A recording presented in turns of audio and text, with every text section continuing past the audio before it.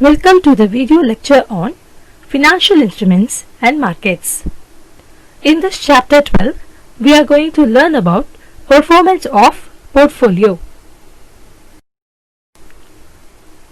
The topics covered in this chapter are performance of portfolio, asset allocation fundamentals, summary steps in PFM, that is portfolio management, rebalancing and steps in rebalancing, and principles of asset allocation. Performance of portfolio. The portfolio performance depends on various issues as under: asset allocation, the strategy of dividing an investor's wealth among the different asset classes and asset subclasses to achieve the highest expected return. Security selection, the strategy of determining which investment to buy or sell for a portfolio. Stock picking. Market timing, the strategy of when to purchase or sell an investment. Asset allocation fundamentals. MPT, modern portfolio theory. Investors and PF managers should not evaluate each security on a standalone basis, rather based on its ability to enhance the overall risk and return trade-off profile of EMH, efficient market hypothesis. Security prices are fair and reasonable because they fully reflect all available public and non-public information that might impact them. As a result, security selection and marking are said to fail over the long term since every investor has the same information. Therefore, it is the amount of risk investors accept explain their investment performance over time. Asset allocation theory aims to maximize total return for the level of risk investors assume and also to reduce the volatility within the portfolio. The more asset classes and asset subclasses employed, lesser will be the portfolio volatility.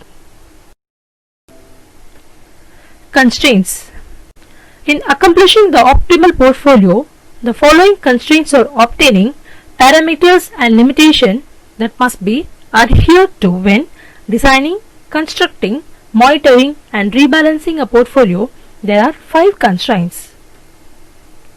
Time horizon, liquidity needs, tax considerations, legal and regulatory, unique circumstances and preferences. Time horizon. It greatly impacts expectations for asset class returns, volatility and correlations among asset classes. To help determine the portfolio balance between equities and asset classes that emphasizes current income over capital appreciation, that is fixed income and cash and equivalents. The period of time from the present into future time when the assets in the portfolio are no longer needed is the horizon. Risk depends on time horizon, purchasing power risk and risk due to price volatility. Summary steps in portfolio management. Determine time horizon. Make a list of specific financial goals during investment time horizon. Determine risk tolerance. Determine liquidity levels needed during the period, percentage of income oriented assets. Determine tax issues, legal and regulatory issues and any unique circumstances and preferences. But there are 5 biggest mistakes that need to be avoided. Underestimating their investment time horizon, not determining or inaccurately determining the financial goals, miscalculating their level of risk tolerance, misjudging the liquidity needs and not identifying unique circumstances. Rebalancing. Act of reallocating asset classes from current to match the Optimal asset mix. Due to asset class price movements, some asset classes will need to be sold while others purchased. Advantages. Portfolio will continue to exhibit the desired risk and return profile given by objectives and constraints, gain a better sense of how a portfolio operates and how best to manage it. Disadvantages. Cost and time involved are the two disadvantages in rebalancing. Steps in rebalancing. Determine the amount of rebalancing needed. Determine cost for the assets to be sold. Evaluate whether this cost should delay the rebalancing transaction, and determine which asset class or classes to sell to fund the purchase or which to buy with the proceeds from assets sold.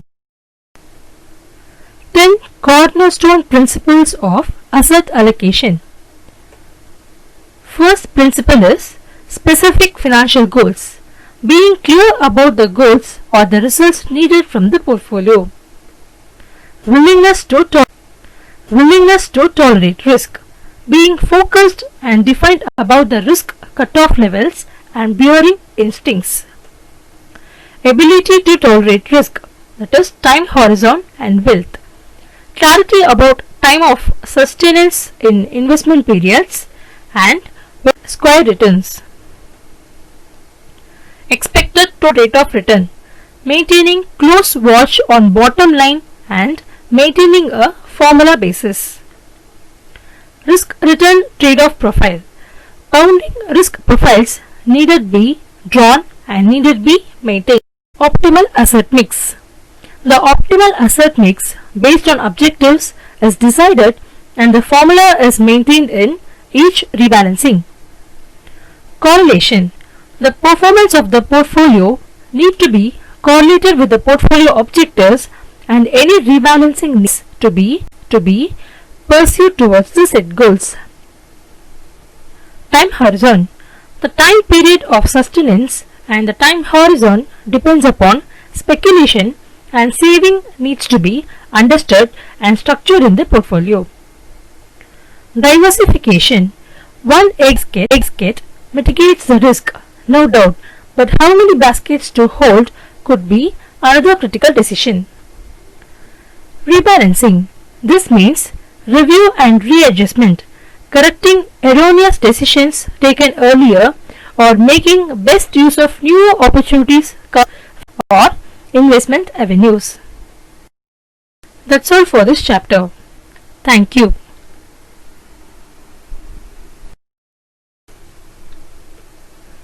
Welcome.